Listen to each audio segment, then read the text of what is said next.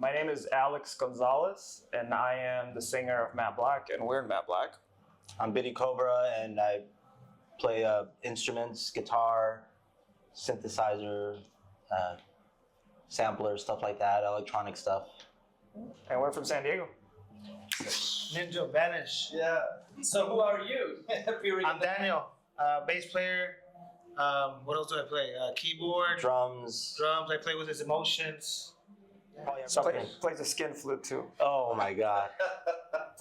It's the first time that Matt Black has ever done anything outside of the U.S. We've gotten the opportunity because we played in other bands. I played in BLVCK. And Wave got to trip it with my other band called New Division. We played in Italy with Julian K. is another band that we're in. London. We played Mexico. We've done other countries. Older bands, stuff like that. So we definitely have some experience with traveling, but apparently not enough sometimes. Not enough. Yeah. So we ran into some technical issues, but we're trying to rescue the show.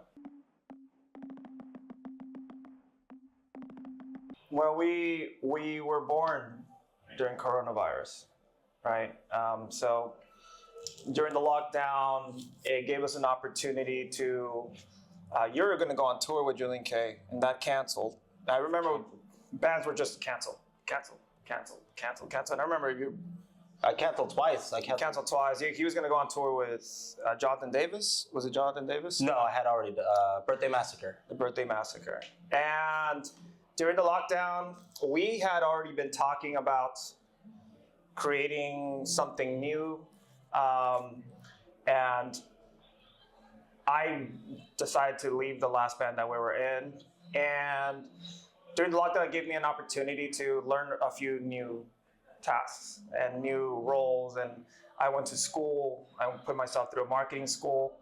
And I also put myself to an Ableton obsession where I probably put in my 10,000 hours in the past 4 years. I started in 2017, but I really started focusing in 2020.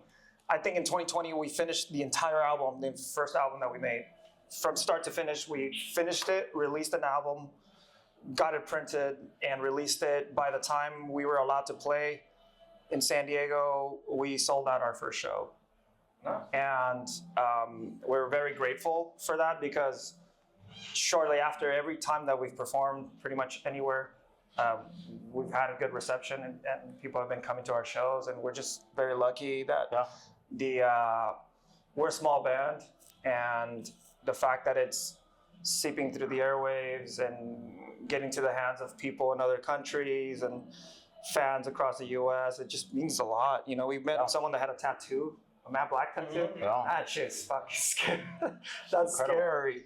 It's an incredible feeling, yeah. Yeah, it's scary. Or even being invited to FCN. When we got here, it was like, man, we got to come out here and play our music, and obviously someone cares enough to bring us out here. We're excited about it. Yeah. I feel like I go through like a different I wouldn't call it a phase, but I would go through like different appreciations for different styles of music almost like every 5 years, especially when you're a kid because you have so much more time to listen to music. You're taking it in. So you're listening to the music that's happening at the moment, and then you're listening to the music that your older siblings or your parents like. I first got into stuff that was just guitar driven, the Jimi Hendrix, the Jimmy Page, but it was my older siblings that loved The Cure, loved Depeche Mode, and I remember listening to that stuff and I'm like, this is different and just so cool, and I identify more with this and the flashy guitar stuff. It's more about the mood and stuff like that. So I was heavily influenced by my older siblings when it came to like the 80s and the new wave, as a kid. And then at the time, this is when Deftones was, new metal, and Korn, and, Perfect Circle was, Tool. That was what was happening when we were teenagers. So that was always pretty prominent in our lives, which I love as well. There's that heavy side to the stuff we love, but I think that I still do that. Every 5 years I discover a new love for a different genre. So it's still an ongoing thing. I think you feel the same way too. Yeah, it's hard to say what my first influence was, but I think my earliest memories. My dad's an '80s guy. He just listened to '80s. And whatever's 80s. You know, he played The Police, sometimes he had compilations of CDs. I was like, wow, this is 80s music. Pure And it was moods. pure 80s. And he had all those records that just had all the songs on there. So I was just listening to, Anything from Depeche Mode to Journey, right? yeah, Journey and Whitesnake and all this. But I remember my earliest memories of hearing Depeche Mode and Anything Box. And, my dad said that one of his friends were concerned because I was sitting in this big 12-inch speaker like this. And his friends were like, hey, he's a little kid, don't let him do that. And my dad's, nah, he's fine. And I was like, and I just like, maybe that just got drilled into me. But same, I think my earliest influences was 80s music all the time. And then I got into my little phase that I listened to Deftones and I listened to Tool. I went through a huge Tool phase. You're still in it, brother. Huh? I still like don't. Tool a lot. But at the same time, I like Sigur Rós. So if you can explain my influences, my deep influences, I would say probably Röyksopp, Aphex Twins, Prodigy, Depeche Mode, Nine Inch Nails, Bjork, Motorrat, Apparat, those guys, all that type of music, drone music has always been a huge inspiration, but I love heavy industrial music like Nitzarep and Front 242 as well. But our music is a little bit of that, a little bit of this, a little bit of that. The vocals, there's a lot of Bjork in there, and there's influences that from early Chino Moreno from Deftones in there as well, and there's some Depeche Mode there, obviously, but it's our love for music is all crammed up into what we do. What I love about what we're doing and what makes me excited about what we're doing is that it reminds you of something, but you don't know what. And you say, it reminds me of that. It's like, yeah, but what song? Well, not any song. It just reminds me of that vibe, of that era, of that time period. And I think we talked about that when we were making this music. It's like, I want something that reminds me of this. I want to be walking through the park and remembering what song I was listening to at that moment. I want that song that we're doing to make me feel like that. Like I'm walking through a period of time in my own life. And I'm glad that we're all on board because we talk, it's like, this sounds like this and reminds me of this and reminds me of that feeling when I was a kid and I was watching that performance live that I recorded on tape because, the TV would play all the songs and you're like, there's a song, and you start recording it. And I want to make music that I wish my idols were making.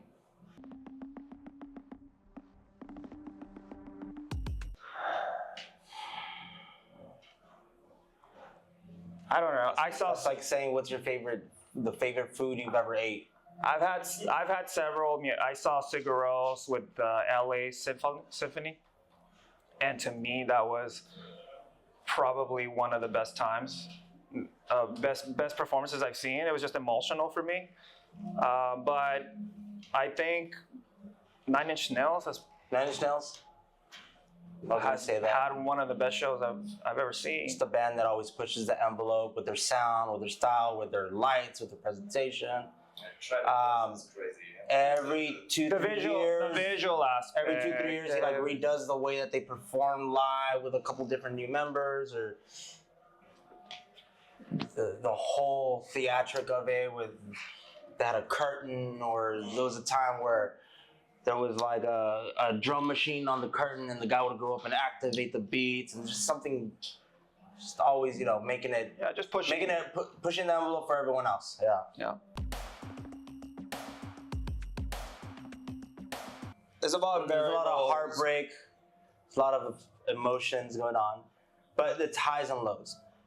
There's moments that you're just like, fuck this is, I can't take it. And then there's moments where you feel like you're on top of the world and you're like, this is the best decision I've ever made, and I'm living out my dreams. So Yeah. Don't expect it to be easy though. It's not Right. glamorous like it looks Yeah. all the time. But yeah. Yeah, I would say if you have thick skin and you're okay with rejection and you're okay with being put in poor. difficult situations, being poor. being poor. No, I'm kidding.